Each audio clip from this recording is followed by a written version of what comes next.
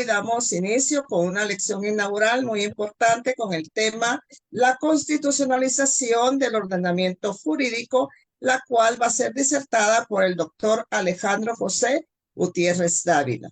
En este momento dejo en el uso de la palabra al decano, maestro Henry Arriaga, quien tiene unas palabras para todos ustedes. Bienvenidos y bienvenido, señor decano.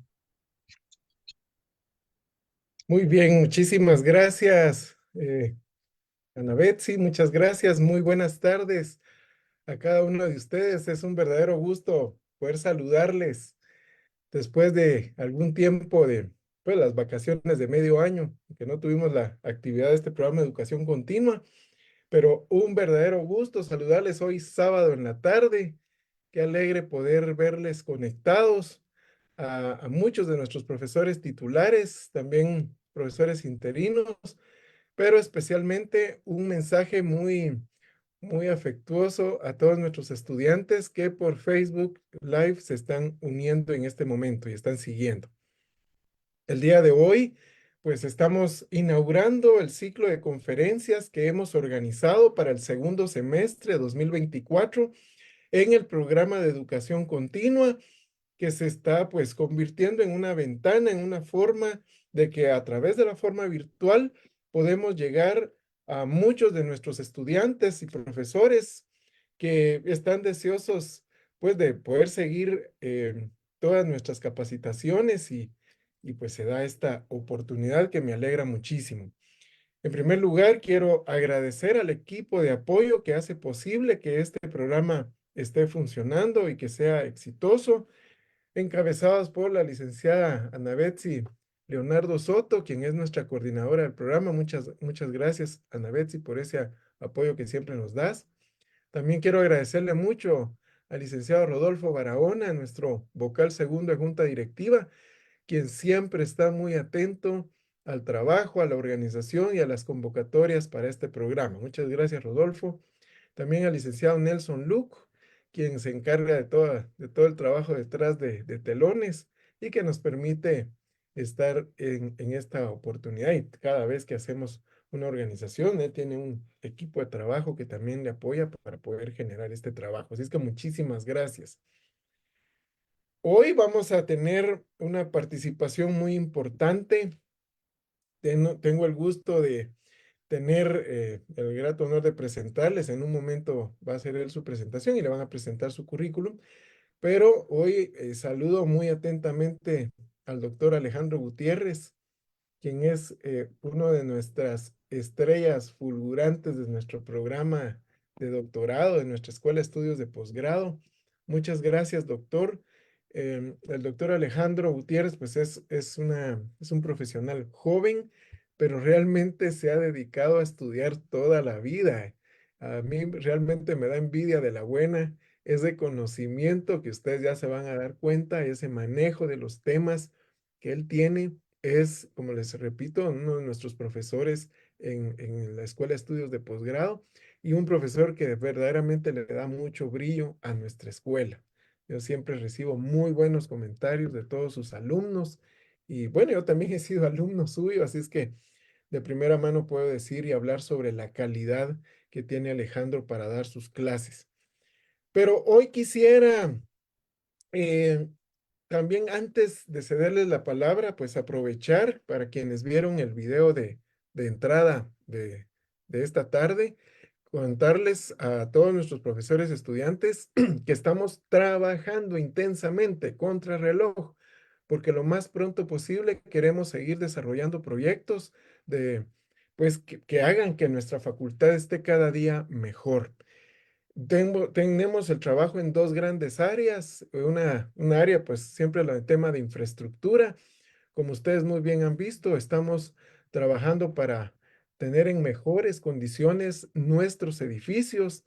Ya estamos avanzando con el tema de los baños en todos los edificios. Ya hemos trabajado e invertido en los edificios S2, S5, S7, en donde ya hemos estrenado este semestre, hace 2 semanas, ya toda una nueva batería de servicios sanitarios que están al servicio de todas y de todos. También estamos trabajando, ya hemos inaugurado sala de videoconferencias en el S2, en donde especialmente vamos a estar desarrollando próximamente algunas capacitaciones para nuestros profesores. Es una sala 100% virtual y 100% renovada. Ahí cuando la conozcan no van a encontrar nada que tenía que ver con la sala anterior. Entonces la renovamos totalmente.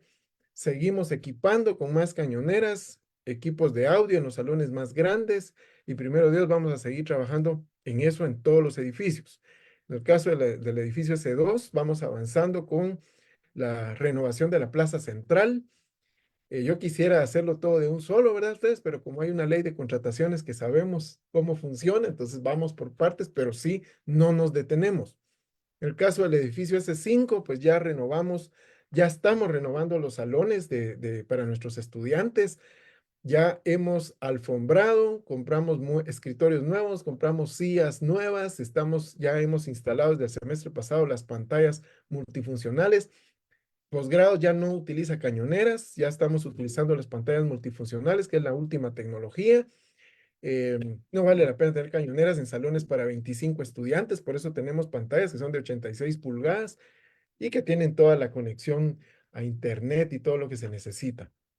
Allí también estamos renovando, siempre en permanente renovación de la biblioteca, en donde quiero recordarles pues que desde el mes pasado nuestra biblioteca está funcionando de domingo a domingo. O sea, ya no está solo de lunes a viernes, sino que ya hemos inaugurado el servicio que nos permite estar sábado de 8 a 5 de la tarde y los domingos de 8 a 1 de la tarde y lo están utilizando nuestros estudiantes. Eso me alegra mucho porque la idea es tener esas condiciones ideales para nuestros estudiantes. Algunos no pueden estudiar en su casa por diversos temas, entonces les estamos dando esta oportunidad en nuestra facultad.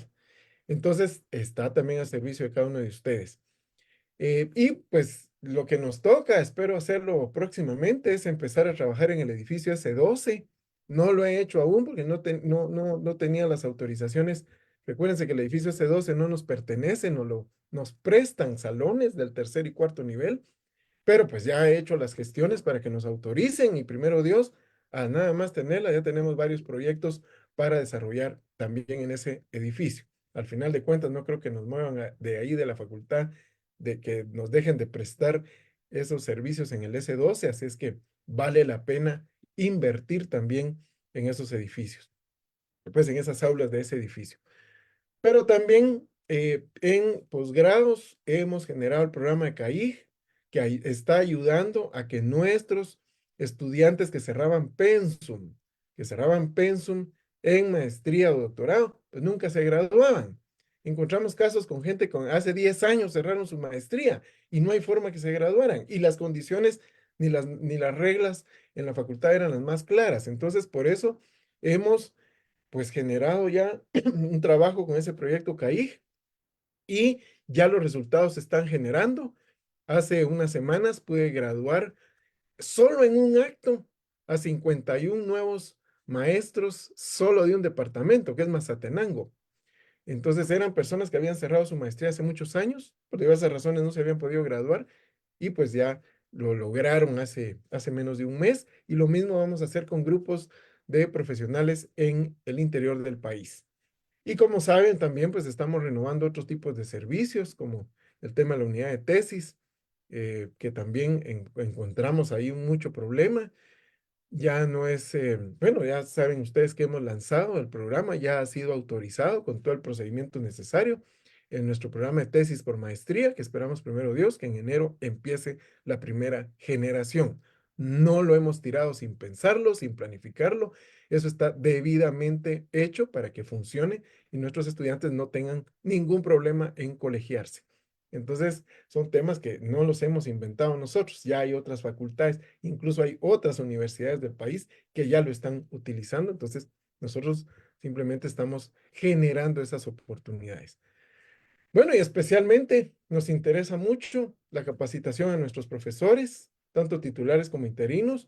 Por eso les pido, por favor, que sigan aprovechando estos espacios que vamos a generar en el programa de educación continua para que ustedes tengan esa oportunidad. Pero también en los próximos días vamos a empezar a convocar a nuestros profesores para que por área de la clase que imparten, pues se les vaya a ir generando nuevas capacitaciones y también capacitaciones en el uso de la tecnología, porque todo el tiempo va variando la tecnología, la utilización de las aplicaciones, de las plataformas que estamos teniendo.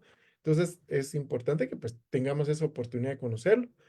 Y por eso se les va a estar convocando a diversas capacitaciones a los señores profesores. Y a nuestros estudiantes que nos siguen en Facebook Live, pues decirles que vamos a seguir trabajando intensamente también para generar mejores ambientes para estudio, mejores oportunidades de estudio. Estamos firmando y en los próximos días daremos a conocer varios convenios con instituciones públicas de las más grandes del país que tienen que ver con el sector justicia para que nuestros estudiantes vuelvan a tener la oportunidad de hacer pasantías, que vayan a juzgados, que vayan a fiscalías, que vayan a aprender lo que realmente se hace allí, porque eso es algo que se ha dejado de hacer ya varios años. Entonces, ya hemos generado esos espacios, próximamente ya lo vamos a estar anunciando a nuestra comunidad facultativa. Muy bien, yo me disculpo que se emociona uno en esto, pero eh, una vez más, darles las gracias por estar atendiendo esta convocatoria, esta actividad tan especial para el día de hoy. Felicitarles por estar en ello. Yo quiero realmente disculparme si se me escucha un poco mal, pero eh, hace unos días tuve una intervención quirúrgica aquí por unas muelas, entonces todavía estoy recuperándome. Así si me escuchan algo malo es por eso, no por otra cosa. Entonces, pues les deseo muchos éxitos, señores profesores, muchos éxitos, señores estudiantes. Muchísimas gracias por haber atendido la convocatoria para este día. Hoy, nuestro querido doctor Gutiérrez está con el tema de la constitucionalización del ordenamiento jurídico, un tema difícil, complejo, pues. Ya sé que por acá hay un par de personas que ya me están pidiendo poder participar en una próxima conferencia. Con mucho gusto. Aquí veo conectada, de una vez lo voy a anunciar, a la licenciada Leila Lemus, que es magistrada de la Corte de Constitucionalidad. Ya me pidió participar en este ciclo de conferencias y lo voy a hacer con mucho gusto. La vamos a invitar para la próxima. Siempre está nuestro querido profesor Pancho Flores ahí conectado. Muchas gracias. También vamos a volver a aprovechar ese conocimiento que usted tiene y esa bondad de querer siempre apoyarnos. Pero sí, puedo mencionar a varios que nos pueden apoyar muchísimo. Ahí está conectado Lick Ronald Colindres, magistrado de la Corte, que hoy nos escapamos entonces de la comisión de postulación para andar en estos temas, ¿verdad? Pero saludos a cada uno de ustedes. Muchísimas gracias una vez más. Y pues, vuelvo al uso de la palabra, Ana Betsy. Muchas gracias. Gracias, señor decano. Pues en este momento voy a dejar en el uso de la palabra al licenciado Nelson Luc para que pueda volverles a explicar cómo va a ser la generación de los diplomas. Si les pedimos esperar el tiempo que él va a indicar para poder llenar el listado de asistencia y también el licenciado Nelson Luc va a tener a bien leer la hoja de vida del expositor del día de hoy. Bienvenido, licenciado Nelson, queda en el uso de la palabra. Muchas gracias, maestra Ana Betsy. Muchas gracias a nuestra audiencia de Facebook. Comentarles de que estamos por los 400 conectados en Facebook. También tenemos en nuestra sala de Zoom a nuestros profesores titulares, a nuestros profesores interinos, y les agradecemos mucho por estar presentes el día de hoy, por tomarse el tiempo en esta jornada académica. En esta tarde, como bien lo decía la maestra Ana Betsy, pues vamos a tener un momento en el que les vamos a poder dar a ustedes para que llenen un link de asistencia. Este se pasa 20 minutos o 15 minutos antes de que termine la conferencia para que ustedes tengan el tiempo prudencial para llenarlo. El nombre que ustedes consignen va a ser el que va a aparecer en su diploma de participación, el cual les va a servir a ustedes como méritos académicos, tanto para nuestros docentes como también a nuestros estudiantes. Recordemos de que el fin del programa es poder actualizarlos, es poder sustentar los temas jurídicos que están vigentes, y en este momento pues nosotros Estamos ya cumpliendo 3 años de manera interrumpida de estar transmitiendo este programa que tuvo a bien poner a su disposición el maestro Henry Arriaga, decano de la facultad. Y en este momento voy a dar lectura a la hoja de vida del doctor Alejandro Gutiérrez Dávila. Él es profesor de nuestra escuela de posgrado. Él es abogado y notario de la Facultad de Ciencias Jurídicas y Sociales de la Universidad de San Carlos.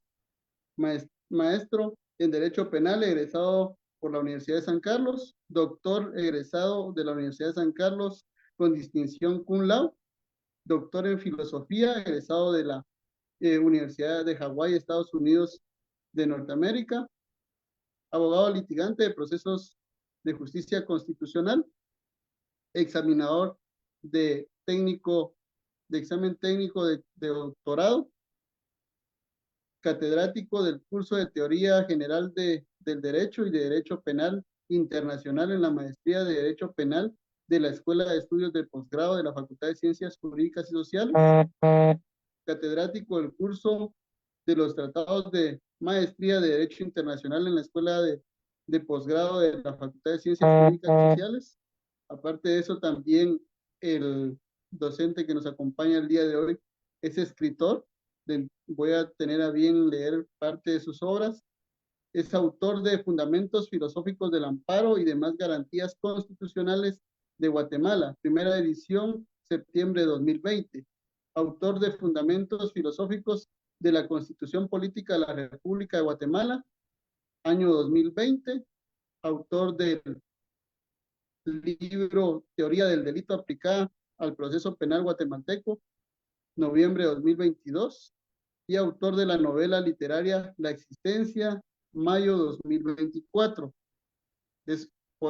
Con este pequeño extracto de su hoja de vida, les hacemos a ustedes la presentación de nuestro expositor de esta tarde. Lo dejamos en el uso de la palabra, doctor Alejandro Gutiérrez. Muchas gracias por aceptar la invitación.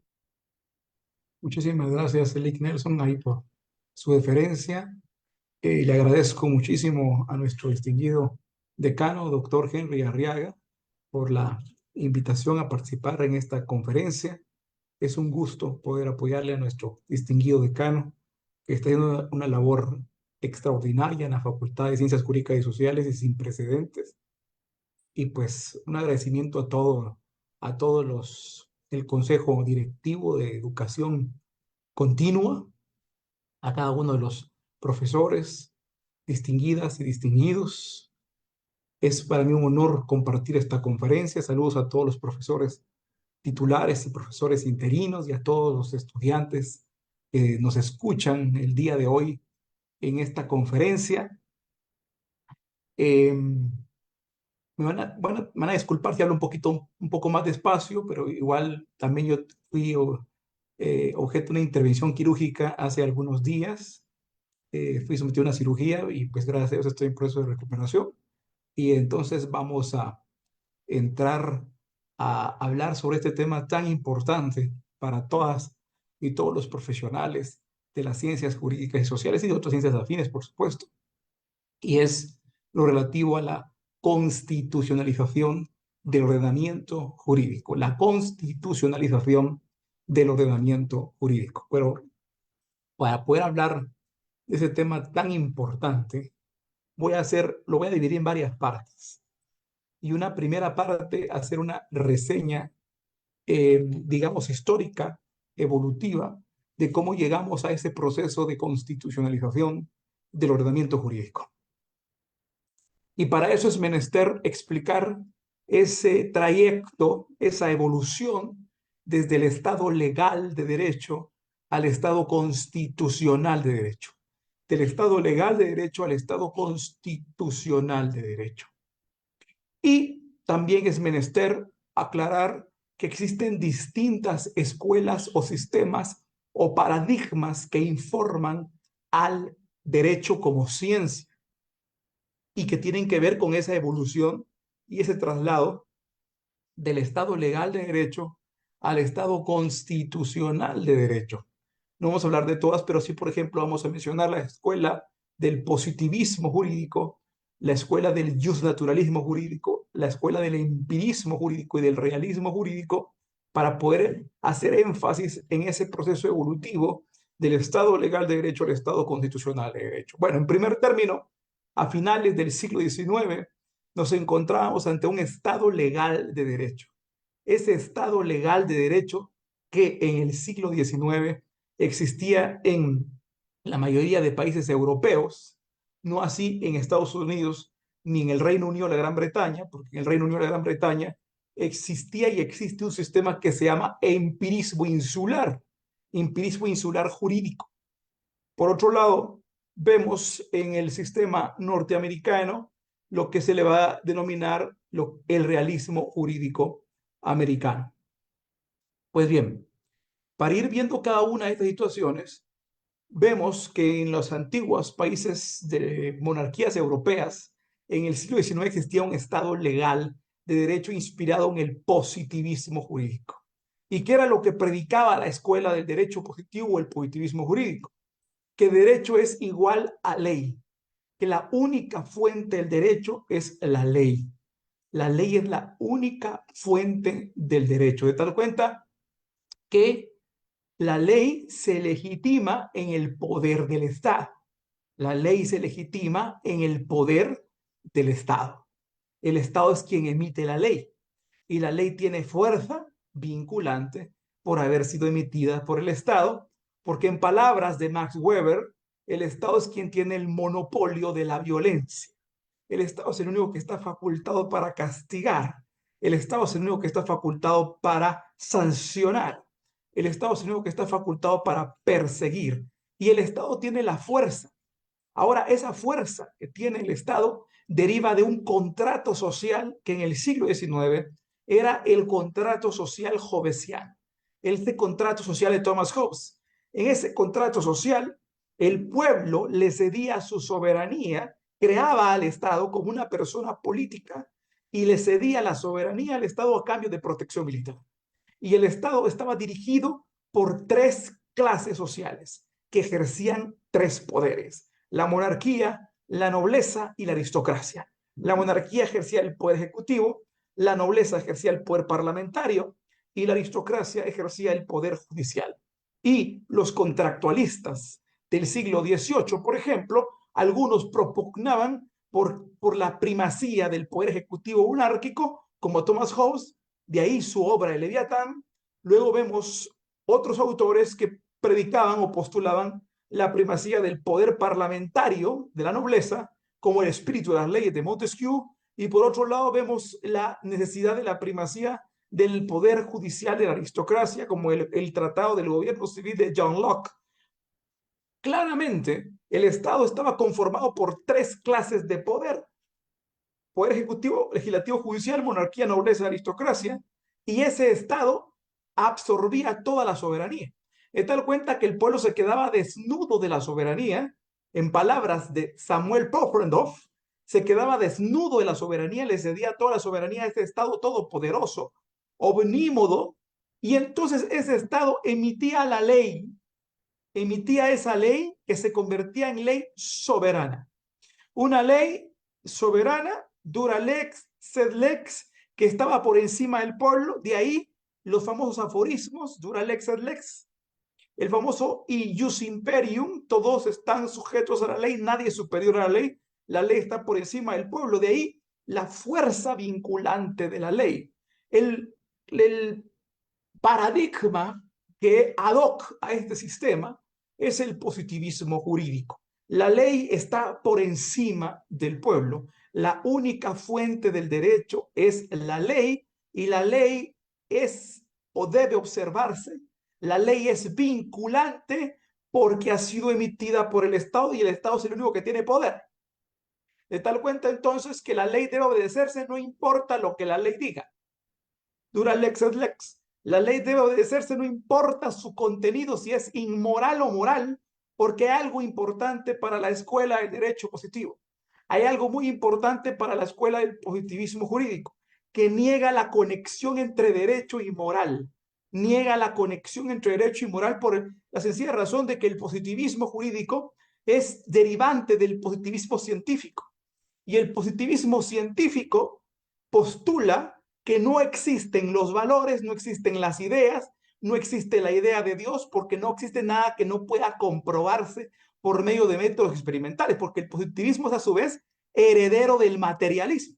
Ese materialismo que surge como un paradigma científico en el siglo XIX, postulado en primer lugar por Feuerbach y luego por Saint-Simon y por Augusto Comte, el materialismo niega al antiguo idealismo del siglo XVIII y considera que la realidad está compuesta únicamente de materia, de tal cuenta que solo es verdad aquello que puede comprobarse por medio de los sentidos, solo es verdad lo que puede percibirse por medio de los sentidos. Y como las ideas, la idea de justicia, los valores de verdad, no pueden comprobarse por medio de los sentidos, la idea de Dios no puede comprobarse por medio de los sentidos ni por métodos experimentales, simplemente no existen, porque todo aquello que no se puede comprobar por métodos experimentales no existe. El positivismo, heredero del materialismo, dice entonces que solo son verdades científicas aquellas que han sido comprobadas por métodos experimentales. Heredero del positivismo científico aparece el positivismo jurídico, y el positivismo jurídico nos dice entonces que solamente es derecho a aquella ley escrita que ha sido emitida por el Estado. Y esa ley es la única fuente del derecho, debe obedecerse porque ha sido emitida por quien tiene el poder, que es el Estado, poder que ha obtenido el Estado por medio de un contrato social a través del cual el pueblo le ha cedido la soberanía a ese Estado y el Estado ejerce ese poder omnímodo por sobre el pueblo. De tal cuenta entonces que la fuerza de la ley, en palabras obviamente de Joseph Brass, la ley debe obedecerse, hay un deber de obedecerla simplemente porque ha sido emitida por quien tiene el poder, y es el Estado. Y esa es la fuerza vinculante que tiene la ley. Ahora, entonces, no importa si la ley es injusta o justa, porque no existen esos valores morales de justicia, no existen las verdades morales, de tal cuenta entonces, porque es positivismo, que es heredero del materialismo, entonces no hay conexión entre derecho y moral. Al no existir conexión entre derecho y moral, entonces esas verdades morales vienen a ser simplemente ideales irracionales. Y la ley debe obedecerse simplemente porque cumpla con los parámetros de validez ha sido emitida por el Estado. Ese positivismo jurídico de finales del siglo XIX va evolucionando hacia otro tipo de positivismo que es el de Hans Kelsen. A principios del siglo XX, las monarquías y los grandes imperios europeos se disuelven. ¿Por qué se disolvieron los imperios europeos? ¿Por qué se disolvieron las monarquías? ¿Por qué se disolvieron los grandes imperios? Porque entraron en guerra unos con otros en la Primera Guerra Mundial. Vemos el Imperio Británico, el Imperio Francia y Estados Unidos y el Imperio Ruso Romanov entrando en guerra contra el Imperio Alemán, el Imperio Austrohúngaro y el Imperio Turco Otomano. De tal cuenta que la Primera Guerra Mundial fue una guerra de imperios, imperios contra imperios. Sin embargo, el desgaste de esa guerra, de Primera Guerra Mundial a nivel europeo, le da una primacía a la única democracia republicana que había intervenido en la guerra, que era Estados Unidos y, por supuesto, Francia con su Cuarta República. Estados Unidos y Francia, los aliados, vencedores en la Primera Guerra Mundial, le imponen el Tratado de Versalles a los derrotados. Y en ese Tratado de Versalles a los derrotados en el año de 1919, los obligan a disolver sus imperios y a reorganizarse como repúblicas democráticas. Y entonces estos sistemas europeos, especialmente Alemania, que tiene que reorganizarse como la República de Weimar en 1919, Austria que tiene que reorganizarse como república en 1920, pero aparecen una serie de pensadores muy prominentes, entre ellos el gran jurista vienés Hans Kelsen, que es uno de los artífices de la Constitución austriaca del año de 1920 y la Constitución de Weimar del año de 1919, tiene que construir repúblicas democráticas, pero siempre bajo el paradigma positivista. Ahora ya no se puede aplicar el positivismo bajo las viejas tradiciones monárquicas e imperiales del siglo XIX, de tal cuenta entonces que hay una transformación. Él quiere desprenderse del positivismo, Hans Kelsen, a su nueva teoría le llama teoría pura del derecho. ¿Por qué pura? Porque la quiere purificar de cualquier aspecto moral o político. Separar el derecho de moral, como todo positivista, como todo formalista. El derecho es únicamente ley. Ahora, la fuerza vinculante de la ley, ¿dónde va a estar en el sistema kelseniano? Si ahora van a ser estados democráticos y republicanos, ya no van a ser los estados absolutistas, ese Estado que tiene el monopolio de la violencia, en palabras de Max Weber, ese Estado que tiene la autoridad mística derrotadora de la ley, en palabras del filósofo francés Jacques Derrida. No, ahora, ¿qué es lo que sucede? En principios del siglo XX, al organizar repúblicas positivistas, nace el Estado legal de derecho. Y ese Estado legal de derecho en donde va a legitimar sus fuerzas vinculantes. La fuente del derecho fundamental sigue siendo la ley. La fuente primordial del derecho sigue siendo la ley porque es positivismo jurídico. Hay una negación de la conexión entre derecho y moral. La ley debe obedecerse y punto. La ley tiene que obedecerse y punto. Por su fuerza vinculante. No importa su contenido moral porque no tiene contenido moral. La ley no es ni moral ni inmoral, la ley es amoral porque no tiene contenido moral. Son fórmulas vacías de contenido moral, las leyes. Simple y sencillamente porque las normas jurídicas no son juicios existenciales. Las normas jurídicas son ficciones hipotéticas que no tienen una existencia en el mundo real. Son supuestos a futuro. Por eso están redactadas en un tiempo verbal de un futuro imperfecto del modo indicativo. Quien tomare cosa total o parcialmente ajena sin permiso del dueño, redactadas en un futuro imperfecto del modo indicativo. Y tal cuenta que las leyes son suposiciones, entonces no son juicios existenciales. Al no ser juicios existenciales no pueden tener un contenido valioso, no puede determinarse si son morales o inmorales, no sé si son verdaderas o falsas, si son justas o injustas. La ley no puede ser ni justa ni injusta, la ley solo puede ser válida o inválida. De tal cuenta que no posee un contenido moral. Pero ¿de dónde posee? ¿De dónde viene la fuerza de la validez de la ley? ¿De dónde viene la validez de esa ley? La validez de la ley ahora en ese sistema positivista, republicano y democrático, ¿de dónde va a venir? Si el poder ahora va a estar en el pueblo, porque es república democrática, el poder va a estar en el pueblo, república democrática, ¿de dónde va a venir la fuerza vinculante de la ley? Para que el pueblo va a fundar el Estado, pero el pueblo va a fundar el Estado por medio de una norma fundante, por medio de una norma fundamental llamada Constitución. La Constitución política será la norma fundante, la norma fundadora, la norma fundamentadora, como la voluntad escrita del pueblo. Pero esa Constitución es una Constitución formal porque estamos hablando del Estado legal de derecho. Estamos hablando de un sistema positivista en el que no existe conexión entre derecho y moral. No hay conexión entre derecho y moral. De tal cuenta, entonces, que la Constitución es formal. ¿A qué nos referimos con una Constitución formal? Que es una Constitución que no contiene un catálogo de derechos humanos. Es una Constitución formal, y una Constitución formal prácticamente está compuesta solo de la parte orgánica. La Constitución kelseniana, esa Constitución formal, únicamente está compuesta del sistema de gobierno, cómo se eligen los representantes del sistema de gobierno, los procedimientos para crear la ley, los procedimientos para elegir funcionarios públicos, los requisitos y parámetros de los procedimientos de creación de leyes, reglamentos y resoluciones.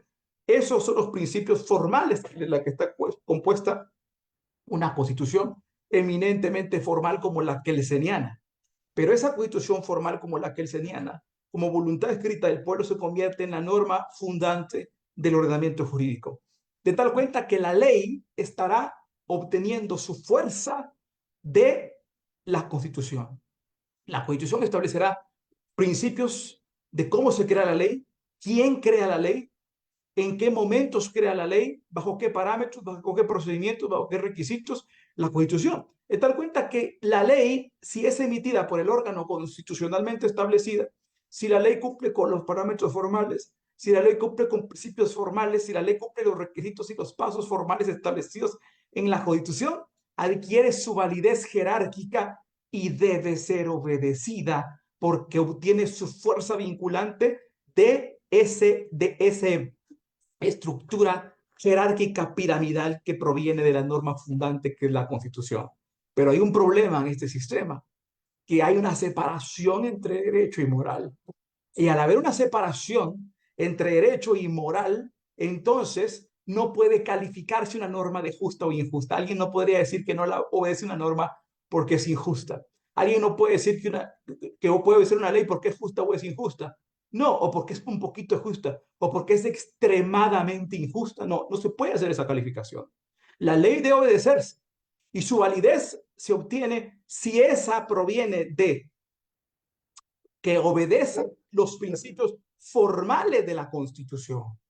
Ahora, muy importante, los tres organismos de Estado en una república democrática kelseniana ya no son los tres poderes reales del siglo XIX: aristocracia, poder judicial; monarquía, poder ejecutivo; y nobleza, poder parlamentario. No son los tres poderes reales del siglo XIX. Los tres organismos de Estado ahora son órganos de servicio público y no de poder público. ¿Por qué? Porque el poder está en el pueblo y la soberanía está en el pueblo, porque es república democrática. Entonces, los tres organismos de Estado están sometidos al poder de la Constitución. La Constitución es la voluntad del pueblo y la Constitución somete a los tres poderes, a los tres organismos: ejecutivo, legislativo y judicial.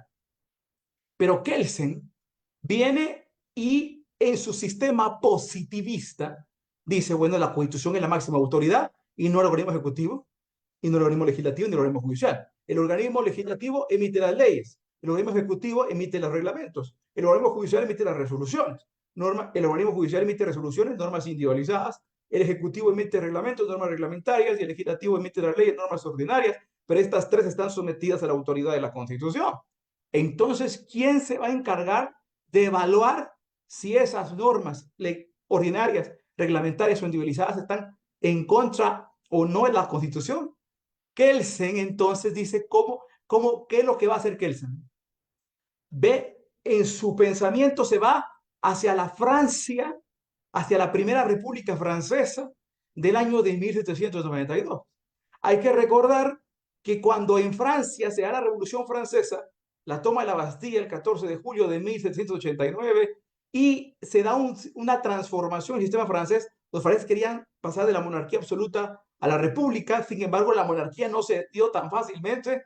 Hubo un poder, el rey no cede su poder total entre 1789 y 1792, de tal cuenta que tiene que gobernar el rey con los revolucionarios, de tal cuenta que unos estaban a favor del rey y otros estaban en contra del rey, los jacobinos y los girondinos. Y obviamente, durante ese momento había que frenar al rey.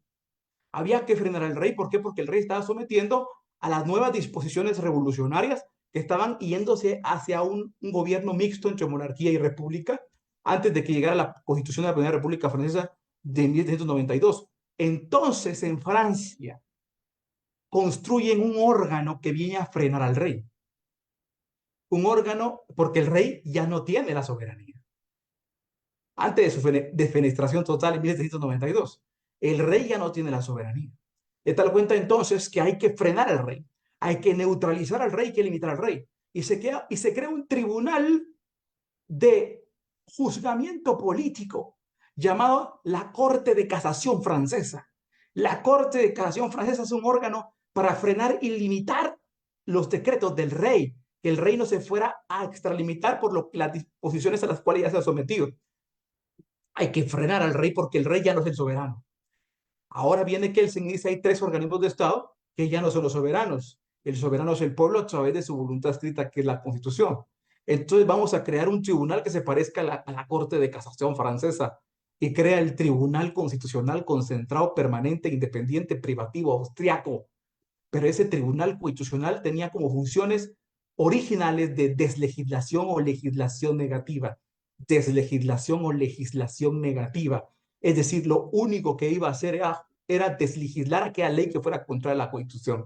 El Tribunal Constitucional única iba a crearse como una especie de Corte de Casación, ahora ya no para frenar los decretos del rey en Francia, sino para frenar aquellas leyes que vinieran del legislativo, que quisieran estar en contra de la soberanía, de la voluntad popular que está en la Constitución.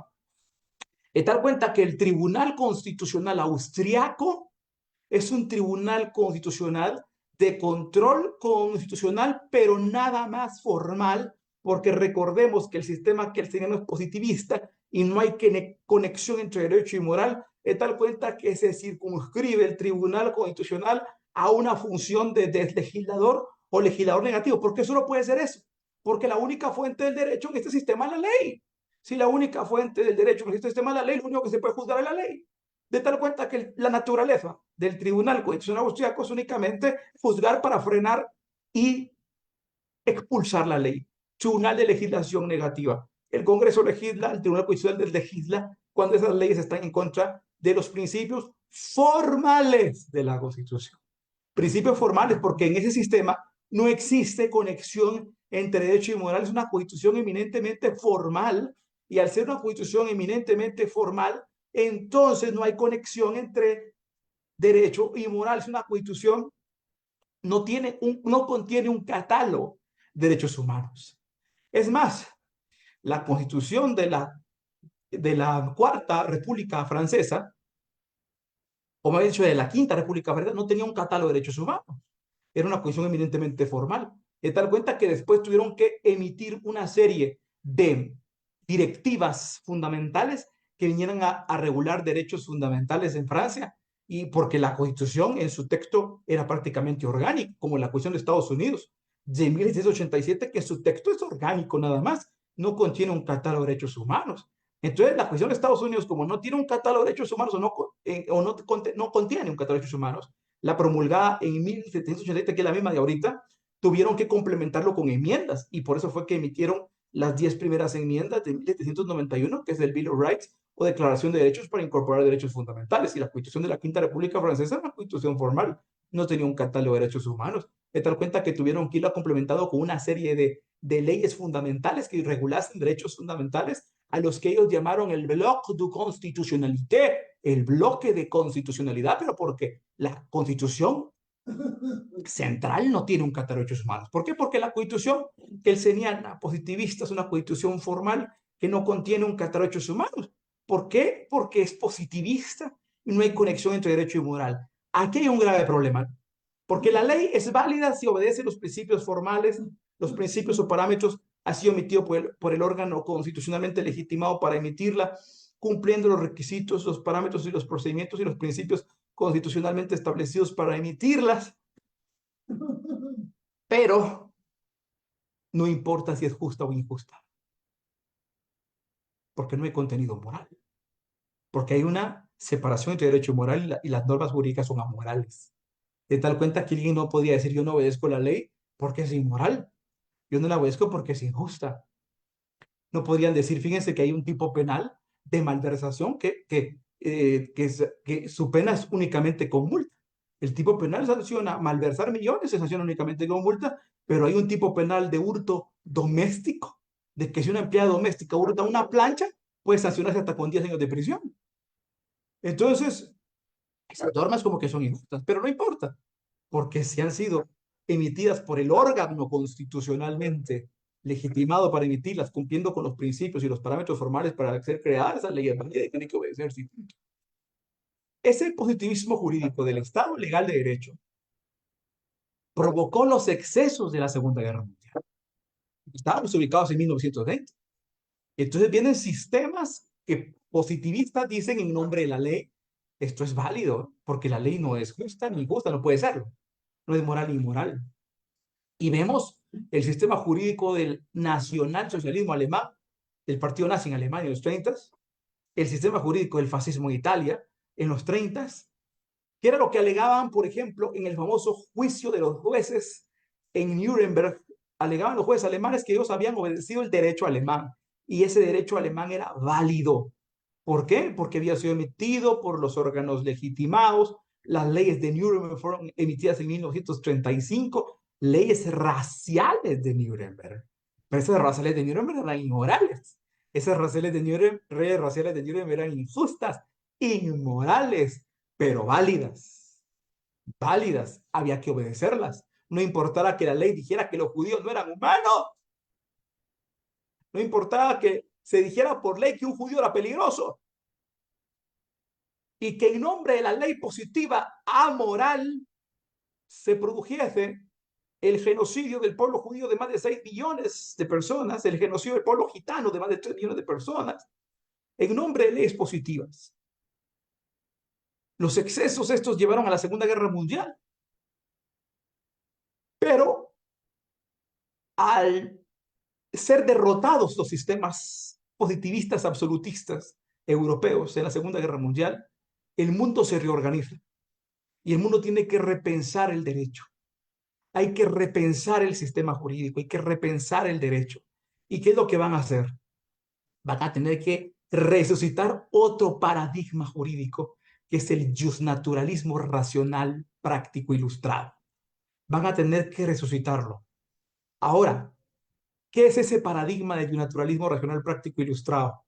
Es aquel paradigma o escuela del derecho que surge a finales del siglo XVIII entre aquellos pensadores ilustrados, enciclopedistas, los famosos iluministas franceses del siglo de las luces, y aquellos grandes pensadores del amanecer alemán, del amanecer del idealismo alemán de finales del siglo XVIII, que regresando al aristotelismo clásico, quien es el verdadero creador del derecho natural racional, nos dicen lo siguiente: ¿cuál es la fuente principal del derecho? Mientras que el yunaturalismo místico de antaño, el yunaturalismo místico de hace 2000 o 3000 años decía que la principal fuente del derecho era la ley de los dioses. El yunaturalismo místico donde decían que las leyes de la justicia era la diosa Temis, que era la esposa de Zeus y sus 3 hijas, la justicia legal, la justicia divina y la justicia moral, que era Dike, que era Physis y Nomos, no era la ley divina, el yunaturalismo místico, que luego fue sustituido por el yunaturalismo teológico medieval, en donde la ley de la iglesia era la verdadera fuente del derecho, en el Corpus Juris Canonicis en la Edad Media. No, en el naturalismo racional, resucitando a ese derecho natural racional aristotélico, nos dice que la principal fuente del derecho es el ser humano. La principal fuente del derecho del ser humano, y esto inicia con Aristóteles y con todos los grandes pensadores filosóficos. Por ahí tenemos que irnos a filosofía, claramente, hablar de Anaxágoras, hablar de Andrónico de Rodas, hablar de Platón, hablar de Sócrates, hablar de Aristóteles, que nos decían que el ser humano, el sujeto, ya no es una cosa, y de ahí, sino que es un sujeto, es un fin. Sobre esa base, nos vamos a los pensadores ilustrados. ¿Quiénes tenemos ahí? A Juan Jacobo Rousseau, a Voltaire, a Diderot, a Alexis de Tocqueville, por supuesto, y tenemos al gran Immanuel Kant. Immanuel Kant, obviamente resucitando el derecho natural aristotélico, nos dice que el ser humano no puede ser una cosa. El ser humano es un fin en sí mismo. El ser humano no es un medio de explotación, es un fin en sí mismo. El ser humano no tiene precio, el ser humano tiene dignidad. ¿Y por qué el ser humano no es una cosa? Porque hay algo que diferencia al ser humano de las cosas y es su facultad de pensar. Esa facultad de pensar le da la facultad de decidir. Y esa facultad de decidirle al ser humano algo que se llama autonomía de la voluntad. Autonomía de la voluntad. De tal cuenta entonces que el ser humano, la única especie con facultad de pensar, facultad de razonar, facultad de decidir, de esa facultad de decidir surge la autonomía de la voluntad, en palabras de Immanuel Kant. Y esa autonomía de la voluntad es la que va a crear el derecho. El ser humano se convierte en la principal fuente del derecho. ¿Por qué? Porque el ser humano es un legislador universal. El ser humano es un legislador universal porque tiene autonomía. De tal cuenta que cada ser humano es soberano. Porque es autónomo, es soberano. Autónomo significa que se legisla, autogobierna, y el ser humano que se autogobierna entonces es soberano. Por ser soberano es una cosa, no es un medio, sino que es un fin en sí mismo. Entonces el ser humano que no es cosa, que no es medio, sino que es un fin en sí mismo, es autónomo y él genera sus propios derechos, pero naturales. Justnaturalismo racional, práctico, porque esos postulados de su razonamiento se manifiestan en conducta. La única manera que pueden comprobarse son con conducta. Y entonces, ¿qué es lo que tenemos aquí? Lo que tenemos aquí es que el ser humano, como un ser racional, autónomo, genera sus propios derechos naturales, se postula principios para autonormarse.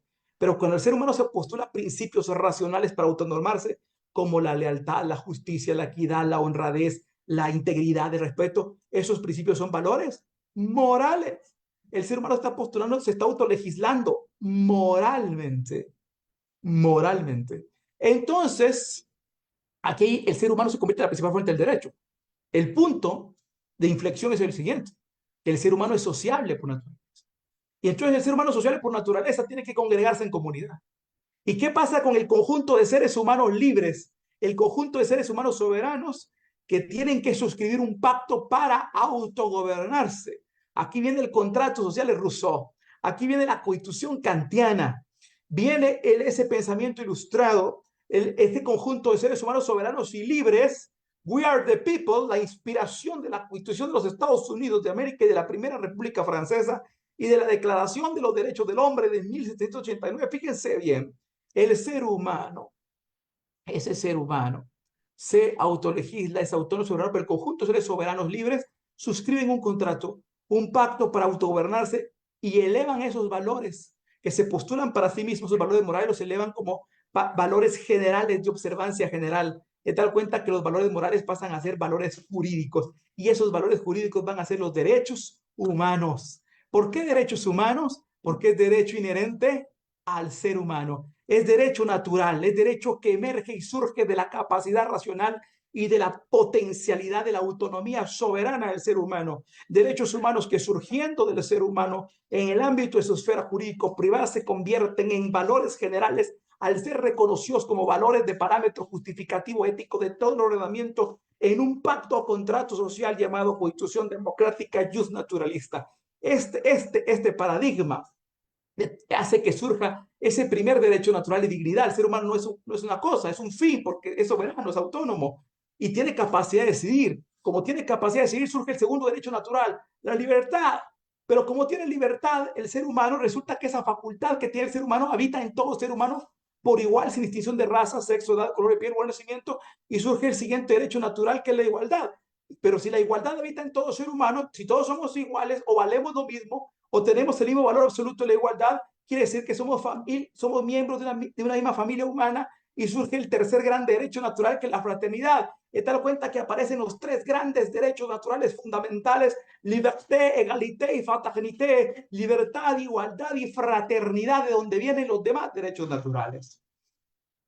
Ese justnaturalismo, que sirvió de base para la Declaración de los Derechos del Hombre de 1789, para la Declaración de los Derechos del Buen Pueblo de Virginia de 1775, para la Constitución de la Primera República Francesa de 1792 y para la Constitución de los Estados Unidos de 1787, lo hacen resucitar en 1945 y se promulga la Declaración Universal de los Derechos Humanos. El mundo tiene que organizarse y dice: en la Declaración Universal de Derechos Humanos se toma como base la obra hacia la paz perpetua de Immanuel Kant con su imperativo categórico de dignidad y humanidad.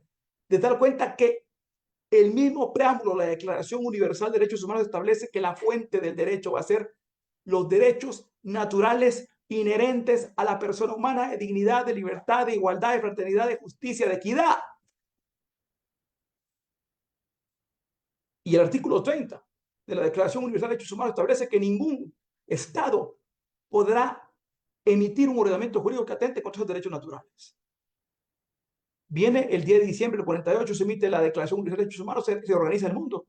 Y ahora vienen los países europeos y se vienen en cascada promulgando constituciones justnaturalistas. Y el primero es la Constitución Federal Alemana, que emite una constitución justnaturalista, en donde se establece como la principal fuente del derecho los derechos inherentes a la persona humana, los derechos naturales inherentes a la persona humana. Se incorpora en la Constitución un catálogo de derechos humanos y se le da a ese catálogo de derechos humanos la primacía, la principal fuente del derecho, de dar cuenta que ninguna ley, reglamento, disposición gubernativa de cualquier otro órgano podrá atentar, conculcar, disminuir, restringir o tergiversar esos derechos naturales, porque serán nulas de pleno derecho. Le sigue el ejemplo la Constitución Federal Alemana del 49, la Constitución italiana, la Constitución española del Pacto de la Moncloa de 1978, la Constitución de Portugal, y luego, para asombro de muchos de ustedes, o quizás ya lo sabían, la primera constitución justnaturalista de la América Latina, la Constitución Política de la República de Guatemala, aprobada el 31 de mayo de 1985, entró en vigencia el 14 de enero de 1986, que contiene un catálogo de derechos humanos pero que en su preámbulo establece afirmando la primacía de la persona humana como sujeto y fin de la orden social, y en su artículo 44 establece que se garantizan todos los derechos inherentes de la persona humana aunque no estén regulados por escrito, y que serán nulas ipso iure, nula de pleno derecho todas las leyes, todos los reglamentos y todas las disposiciones gubernativas o de cualquier otro orden que disminuyan, tergiversen o restringen esos derechos. ¿Qué está diciendo el artículo 44 de la Constitución? Que la principal fuente del derecho son los derechos naturales inherentes a la persona humana, porque se garantizan todos los derechos inherentes ¿a quién? Artículo 44, a la persona humana, aunque no figuren por escrito, puro derecho natural. Pero derecho natural inherente ¿a quién? A la persona humana, y que serán nulas todas las leyes, normas ordinarias, todas las disposiciones gubernativas, normas reglamentarias y todas las disposiciones de cualquier otro orden, normas individualizadas, que tergiversen, que restringen o que disminuyen los derechos garantizados por esta Constitución. De tal cuenta que la principal fuente del derecho en Guatemala no es la ley, como lo dice el artículo 2 del Orden Judicial. La principal fuente del derecho no es la ley, porque si la ley es contraria a los derechos naturales, si la ley disminuye, tergiversa o restringe los derechos naturales, es nula de pleno derecho. Entonces, ¿cuál es la fuente suprema? Entonces, ¿cuál es la principal fuente del derecho? Los derechos naturales inherentes a la persona humana, porque la persona es un fin, principio kantiano, imperativo categórico, kantiánico, universal, plasmado en el preámbulo de la Constitución Política de la República. Hallemos en el preámbulo de la Constitución Política de la República, en sus primeros 9 artículos ordinales, como imperativos axiológicos que forman parte del decálogo kantiano, y en los primeros 46 artículos constitucionales, que incluso la propia Constitución dice no se pueden reformar por consulta popular. Los artículos que van desde el 3º hasta el 46, esos derechos naturales no se pueden reformar por consulta popular. No, dice el 278. Si alguien quiere quitarlos, tendrá que convocar a nueva Asamblea Nacional Constituyente, prácticamente tendrá que volarse la Constitución. Esa es la superioridad, esa es la supremacía que se le da a los derechos naturales inherentes a la persona humana. Eso es lo que tenemos ahí. De tal cuenta, yo platicaba con algunos profesores mexicanos de la UNAM en México, me decían, qué maravilla de Constitución. Tienen un catálogo de derechos humanos impresionante desde el 85.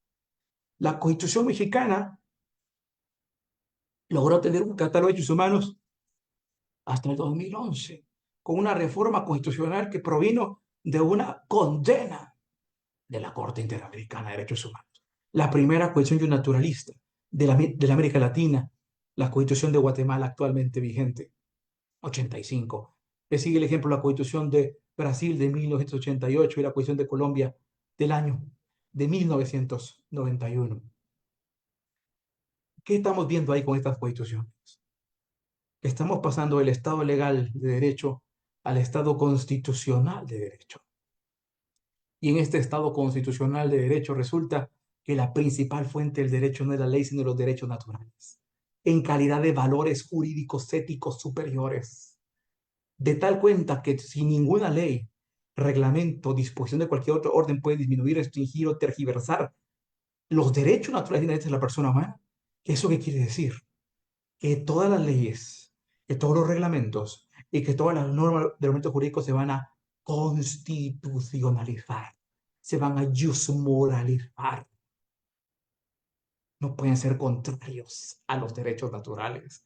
Las leyes ahora ya no pueden ser injustas, ya no pueden ser inmorales. De tal cuenta que en palabras, por ejemplo, de Robert Alexi y Manuel Atienza, todo juez ahora es juez constitucional, porque todo juez antes de aplicar la ley tendrá que juzgar la ley para ver si esa ley es injusta o no, es inmoral o no, si contradice los derechos naturales, si contradice la libertad, si contradice la ética, contradice la vida, si contradice la propiedad privada, si contradice los derechos inherentes a la persona humana, si contradice la autonomía de la voluntad, si contradice la libertad de emisión del pensamiento, la libertad de culto, la libertad de asociación, la libertad de expresión, si contradice la libertad de expresión, la libertad artística, todos esos derechos naturales, esas leyes, si contradice la libertad de mercado, si contradice la libertad de industria, comercio y trabajo, artículo 43, tiene el derecho natural de comerciar, una persona tiene el derecho natural de vender y tiene el derecho natural de comprar, y si una ley empieza a disminuirle su derecho natural, habrá que ver qué tan moral o tan justa es esa ley. Esa calificación, viene, la ley tiene que juzgarse ahora. Entonces, se viene a dar una yusmoralización del ordenamiento jurídico. Se viene a dar una yusmoralización de las normas. Una yusmoralización de todo el sistema jurídico. Ahora, para que una ley sea válida, tiene que ser justa.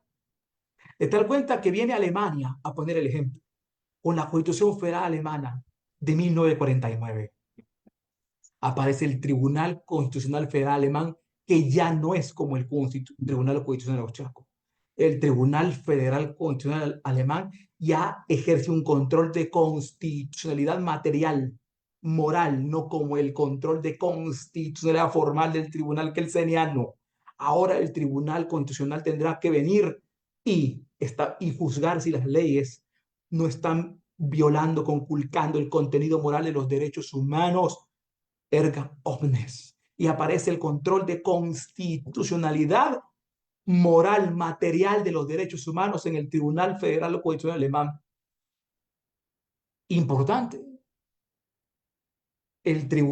Aparece el control de constitucionalidad concentrado, pero de derechos humanos, en el Tribunal Federal Constitucional Alemán. Ya no el control de constitucionalidad concentrado, pero de leyes, un control formal de leyes del Tribunal kelseniano austriaco, que se basa en la Corte de Casación francesa de finales del siglo XVIII. Mientras que Estados Unidos, algunos años antes, había creado el control de constitucionalidad de las leyes difuso, porque a través del famoso precedente del caso Marbury versus Madison, cuando obviamente habían sido nombrados 5 jueces de paz por el presidente de los Estados Unidos para tomar posesión al año siguiente, pero al año siguiente ya existía otro presidente, y el nuevo secretario de Estado del siguiente periodo presidencial se niega a darles toma de posesión a los 5 jueces de paz nombrados el año pasado. Y estos 5 jueces de paz, encabezados por supuesto por William Marbury, el juez William Marbury, plantean un caso en contra del secretario de Estado James Madison, y entonces es sometido ante la Suprema Corte, presidida por el jurista impresionante John Marshall, que había sido, por supuesto, correligionario en intelectualidad del federalista, junto con Alexander Hamilton, Samuel Otis, James Adams y, por supuesto, Thomas Jefferson, todos aquellos pensadores. El gran John Marshall, obviamente, termina estableciendo en esa sentencia del caso Marbury versus Madison que todos los jueces del sistema de justicia están obligados antes de aplicar una ley si la ley es contraria o no a la Constitución, apareciendo ahí un control de constitucionalidad difuso de leyes que había sido ya material no formal, porque ya se habían emitido las 10 primeras enmiendas donde se incorporaron los derechos humanos fundamentales a la Constitución norteamericana, el Bill of Rights o Declaración de Derechos de 1791, esas 10 enmiendas en la cual existe la famosa 9ª enmienda, que es la cláusula de apertura de los derechos humanos no enumerados, se reconocen los derechos inherentes de la persona humana que no figuren por escrito, que luego es el antecedente del artículo 44, cohesión como otra cláusula de apertura universal. Vemos impresionantemente cómo surge el control de constitucionalidad difuso de leyes en Estados Unidos en el Marbury versus Madison. Muy importante. El control de constitucionalidad formal de leyes en el Tribunal Constitucional Austriaco. El control concentrado de constitucionalidad formal en el Tribunal Austriaco. Pero el control de constitucionalidad concentrado material de derechos humanos en el Tribunal Federal Constitucional Alemán de 1949. Pero aparece, por ejemplo, otro sistema de control de constitucionalidad, que es el control de constitucionalidad concentrado, pero de actos políticos, ya no de leyes, que aparece en la famosa figura del certiorari en la Suprema Corte de los Estados Unidos en el año de 1920. En 1920, en los Estados Unidos de América, aparece el famoso certiorari, el control constitucional concentrado, pero de actos políticos, no de leyes, que lo tendrá la Suprema Corte de los Estados Unidos de América. Muy importante. Al igual que México, el control constitucional concentrado de actos políticos lo tiene la Corte Suprema y no un tribunal constitucional, como en el caso europeo, porque es el famoso nacimiento del rights of certiorari, ese right que es el antecedente del amparo concentrado. El amparo concentrado, que es un control de constitucionalidad de actos políticos, no de leyes, como el caso del Tribunal Constitucional Austriaco, que kelseniano, que da a luz la inconstitucionalidad formal, y el Tribunal Federal Constitucional Alemán, que da a luz la inconstitucionalidad material de las leyes. No, en Estados Unidos aparece el antecedente de la inconstitucionalidad en caso concreto de leyes, pero aparece como control difuso de leyes, y es en el Right to Certiorari en México en 1920 que aparece el control concentrado pero de actos políticos, el antecedente del amparo concentrado ante la Suprema Corte, que en Estados Unidos aparece ese control concentrado de actos políticos ante la Suprema Corte, porque en Estados Unidos, ¿y por qué no un tribunal constitucional? ¿Por qué en Suprema Corte? Porque en Estados Unidos la principal fuente del derecho no es la ley, sino el precedente judicial. En Estados Unidos la principal fuente del derecho no es la ley, sino el precedente judicial. ¿Y por qué? Porque la máxima fuerza jurídica la tiene la Suprema Corte en Estados Unidos. ¿Y esto por qué? Porque es heredera del sistema británico. Y en el sistema británico no existe una constitución escrita, sino que existen una serie de tratados históricos que forman su derecho común, como el Bill of Rights, el Petition of Rights, el Act of Settlement, el Act of Habeas Corpus, que conforman el Common Law de derecho común, que es su derecho no escrito común, pero ese derecho común no tiene fuerza vinculante hasta en tanto la Suprema Corte Británica no la interprete por el Statute Law, de tal cuenta que la máxima fuerza jurídica la tiene la Suprema Corte Británica. ¿Y esto por qué? Porque se basa en el empirismo jurídico. La fuente del derecho es la realidad social que se ve manifestada en el precedente judicial. De ahí que para John Locke, que es uno de los artífices del sistema jurídico británico, para John Locke, que es uno de los artífices del sistema jurídico británico, el máximo poder lo deben tener los jueces. Lo que hace pasar de la barbarie al gobierno civil son los jueces. De tal cuenta que el poder supremo en el Reino Unido lo tienen los jueces, lo tiene la Suprema Corte. ¿Por qué? Porque primero venía de una monarquía absoluta que fue desbandada por una república que duró 40 años por el Instrument of Government de 1649 hasta 1689, donde se restablece una monarquía, pero ya constitucional, donde se someten a una petición de derechos, famosa Petition of Rights, en 1689, pero ahora el rey va a tener funciones únicamente ejecutivas, el parlamento funciones legislativas, pero la máxima fuerza la tendrá el Poder Judicial, la Suprema Corte, porque la principal fuente del derecho en el sistema británico, en el sistema insular británico, es el precedente judicial, porque su sistema es el empirismo jurídico, la realidad. Los hechos de la realidad son lo que producen el derecho. El precedente judicial, el juez lo atisba y no es la ley. Y Estados Unidos, heredero del sistema británico, el sistema angloamericano, le da esa potestad a la Suprema Corte, y siendo entonces el precedente judicial la principal fuente de derecho en el sistema angloamericano, tiene que ser la principal o la máxima fuerza jurídica o autoridad judicial la Suprema Corte. Pero en un sistema europeo, por ejemplo, en un sistema europeo, en el caso del Tribunal Kelseniano Austriaco, como la principal fuente de derecho de la ley, tiene que haber un tribunal constitucional que juzgue únicamente la ley. Pero en el caso del Tribunal Federal Constitucional Alemán, como la principal fuente del derecho son los derechos naturales inherentes a la persona humana, y los tres organismos de Estado, tanto Suprema Corte, organismo ejecutivo, organismo judicial y organismo legislativo, se someten a los derechos naturales inherentes a la persona humana, al catálogo de derechos humanos de la Constitución, tiene que haber un tribunal constitucional que juzgue a estos tres organismos de que no violen esos derechos naturales. De tal cuenta, entonces, que vemos el espíritu del control de constitucionalidad formal kelseniano, el control de constitucionalidad material del Tribunal Federal Constitucional Alemán, concentrados a ambos, uno de leyes, pero formal, el otro de leyes, pero por violación de derechos humanos, el control de constitucionalidad difuso en el famoso User Review de Estados Unidos, surgido en el caso Mary Summers Madison, el famoso control constitucional concentrado pero de actos políticos en el Certiorari Rights en el 1920 en México, y por supuesto ya viene después el amparo difuso con el juicio de amparo mexicano que aparece en la cuestión de Yucatán en el año de 1912, un control de constitucionalidad de actos políticos pero difuso que se le da la competencia y legitimidad a todos los jueces. Importante lo que está sucediendo aquí.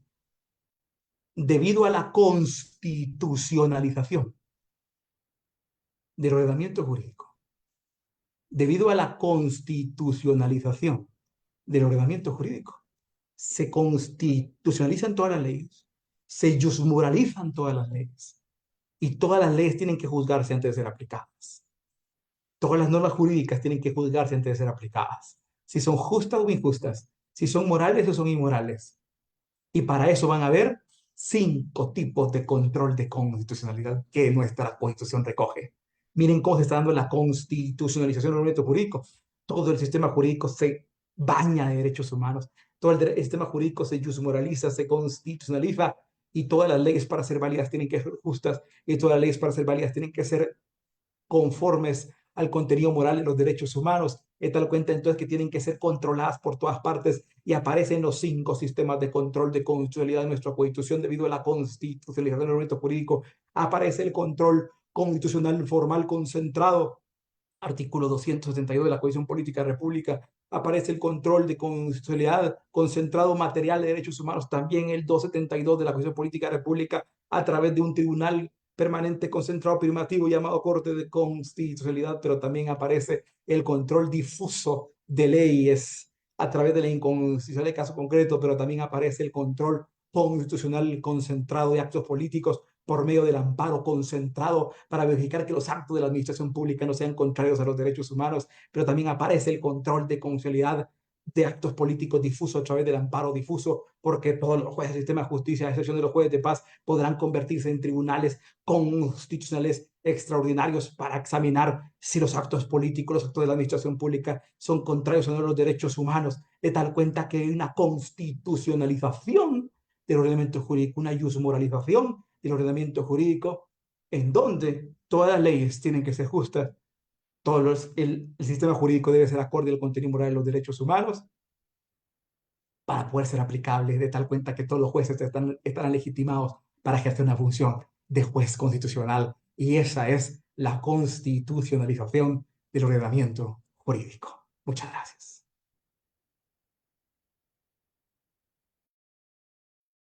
Muchas gracias, doctor Alejandro Gutiérrez.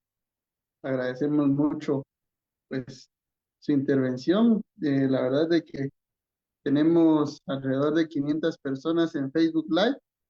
Tenemos 100 docentes de nuestra casa de estudios. Tenemos una audiencia de 600 personas en este momento, y sabemos de que en la retransmisión también van a haber varias personas que van a estar viendo la ponencia. Muy interesante el tema. Le agradecemos a usted por su tiempo. Queremos recordarles a toda nuestra audiencia, tanto de Zoom como de Facebook, que ya en unos minutos vamos a estar enviando el link de asistencia. Ustedes tienen que llenar su link de asistencia, y posteriormente van a tener que ingresar a derecho.cloud, apartado Educación Continua Derecho, y pueden encontrar colgada esta conferencia tanto en el portal de derecho.cloud como también en la página de Educación Continua Derecho. Ahí van a encontrar en orden alfabético los diplomas de participación para que ustedes puedan descargarlo y puedan acreditar en su CV o en donde ustedes consideren su diploma de participación de esta ponencia del doctor Alejandro Gutiérrez. Él es docente de nuestra escuela de posgrado de la Universidad de San Carlos de Guatemala. Doctor Alejandro Gutiérrez, iniciamos la ronda de preguntas. Ya tenemos algunas preguntas que nos han formulado. La primera dice de la siguiente manera: ¿cuál es la diferencia entre el Estado legal de derecho y el Estado constitucional de derecho? Muy bien, ya como lo hemos explicado, en el Estado legal de derecho, al no ver una conexión entre derecho y moral, tenemos una constitución eminentemente formal, carente de un catálogo de derechos humanos. Y en el Estado constitucional de derecho, al haber una conexión entre derecho y moral, tenemos una constitución con un amplio catálogo de derechos humanos que se convierten en la fuerza y parámetro de justificación ética de todo el ordenamiento jurídico del país. Muchas gracias. La siguiente pregunta la va a formular la maestra Ana Betsy. Leonardo, la dejo en el uso de la palabra. Gracias, licenciado Nelson. Sí, a mí me hicieron llegar 3 preguntas. La primera dice: ¿qué es la omnipotencia constitucional, doctor? Sí, la omnipresencia constitucional es lo que acabamos de explicar, que todas las normas del ordenamiento jurídico ahora tienen que estar constitucionalizadas, es decir, que ninguna ley puede ser injusta, ninguna ley puede ser contraria a los derechos humanos, tal cual es el artículo 44 de la Constitución, porque si no sería nula si una ley es tergiversa, restringe o tergiversa los derechos inherentes a la persona humana. Esa es la constitucionalización la omnipresencia de la constitución del ordenamiento jurídico. Gracias, doctor. En base a que usted tocó la Declaración Universal de los Derechos Humanos, aquí me formulan la pregunta. ¿Quiere decir que la constitucionalización y la internacionalización del marco jurídico en determinado momento podrían entrar en conflicto? No, porque la constitucionalización implica aceptar que los derechos inherentes de la persona humana son la principal fuente del derecho. Y la internacionalización de los derechos humanos establece que la principal fuente del derecho son los derechos humanos. De tal cuenta que confluyen en esa misma fuente. Los derechos humanos tienen que ser el parámetro de justificación ética de todo ordenamiento. Gracias, doctor. Y la última pregunta que me hacen llegar es, ¿qué es la pretensión de corrección moral? Pues la pretensión de corrección moral es eso, que ahora todos los jueces del sistema de justicia están obligados, facultados y legitimados para antes de aplicar una ley juzgarla si es justa o injusta o si es contraria o no al contenido moral de los derechos humanos, porque si fuera contraria no la pueden aplicar, o buscar el sentido interpretativo que sea el más adecuado para optimizar el contenido moral de los derechos humanos. Esa es la pretensión, en pocas palabras, la pretensión de corrección moral. Muchas gracias, doctor. Y de ahí, pues, solo me han hecho llegar felicitaciones a su persona, muy excelente ponencia, excelente disertación, excelente ponente. Entonces, felicidades, doctor, por su ponencia. Creo que aprendimos bastante aspectos que quizás enriquecemos más de los conocimientos que ya teníamos. Dejo en el uso de la palabra al licenciado Nelson para que continúe con la ronda de preguntas. Muchas gracias, maestra Ana Betsy. Acá nos hacen llegar un saludo el licenciado Renato Pineda. Dice, espectacular su ponencia, logra apasionar más en el derecho a cada uno de los participantes. Él manda un agradecimiento por su ponencia, doctor. Y también la doctora Marisol Figuereo envía una pregunta. La pregunta dice de la siguiente manera: ¿qué rasgos de la Corte de Casación francesa se podrán incorporar en Guatemala para equilibrar los poderes del Estado y proteger el sistema democrático? Pues obviamente algunos rasgos se pueden tomar y ese es juzgamiento de actos políticos. En la Corte de Casación juzgaba actos políticos y anulaba actos políticos. Y el recurso extraordinario de casación toma algunos rasgos de eso, porque anula sentencias de segunda instancia emitidas por la Corte de Apelaciones, pero no porque ha habido un agravio, no porque haya habido un problema en la instancia, porque la casación es tercera instancia, sino porque la sala violó institutos jurídicos del derecho. El recurso extraordinario de casación está juzgando a la sala por su actuar, si es apegado a derecho o no, de tal cuenta que anula, casa aquello que no está pegado a derecho. Está juzgando a un organismo de Estado de tal manera, de tal cuenta, a la sala Corte de Apelaciones, no a la instancia, como hace la apelación, que se juzga a la instancia, por eso el recurso. En la casación no se juzga a la instancia, en la casación se juzga a quien juzga, a la sala de la Corte de Apelaciones, porque hubo una violación de institutos jurídicos. No se apegó a derecho en su forma de dictar la sentencia o en el fondo de dictar la sentencia.